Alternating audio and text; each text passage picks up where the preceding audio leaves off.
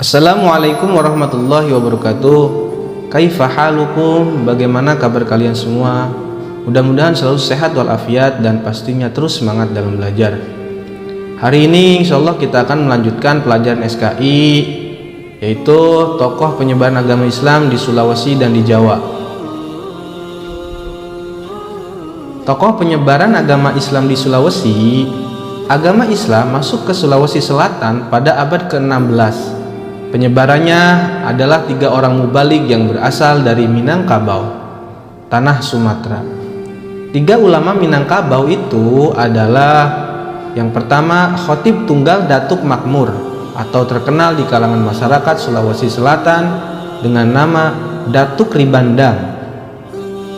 Yang kedua Khotib Sulung Datuk Sulaiman, dikenal Datuk Partimang. Yang ketiga, Syekh Nurdin Aryani atau Jawad Khotib Bungsu, dikenal dengan nama Datuk Ritiro. Khotib Tunggal atau dikenal sebagai Datuk Ribandang bersama Datuk Sulaiman datang ke kerajaan Goa Talo untuk menyebarkan agama Islam. Datuk Ribandang adalah murid Sunan Giri, seorang waliullah di Jawa Timur. Datuk Ribandang tiba di pantai Makassar di Pelabuhan Talo pada tahun 1605 Masehi. Raja Talo saat itu bernama Karaeng Matoaya.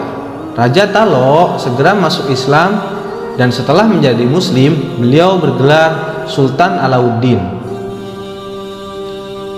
Kemudian tokoh penyebaran agama Islam di Jawa. Tokoh penyebar agama Islam di Pulau Jawa adalah Wali Songo, yang berarti 9 wali. Mereka itu adalah Sunan Gresik, Sunan Ampel, Sunan Giri, Sunan Bonang, Sunan Derajat, Sunan Kalijaga, Sunan Kudus, Sunan Muria, dan Sunan Gunung Jati. Mereka tinggal di pantai utara Jawa. Dari awal abad 15 hingga pertengahan abad 16 di 3 wilayah penting, yakni Surabaya, Gresik, Lamongan, itu di Jawa Timur. Kemudian Demak, Kudus, Muria, itu di Jawa Tengah, serta Cirebon di Jawa Barat.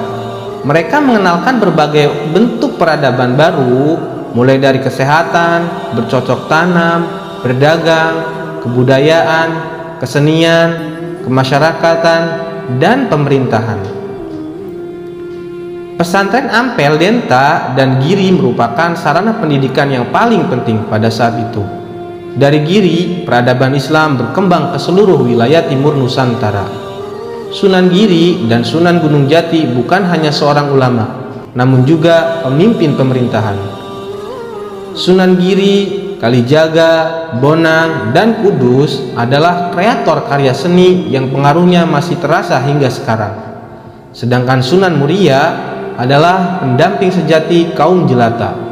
Masing-masing tokoh tersebut mempunyai peran yang sangat penting dalam penyebaran agama Islam. Sunan Gresik yang merupakan seorang tabib bagi kerajaan Hindu Majapahit, Sunan Kalijaga yang menciptakan karya seni dengan menggunakan nuansa yang dapat dipahami masyarakat Jawa, yakni nuansa Hindu dan Buddha. Penyebaran agama Islam di Indonesia sangatlah luar biasa.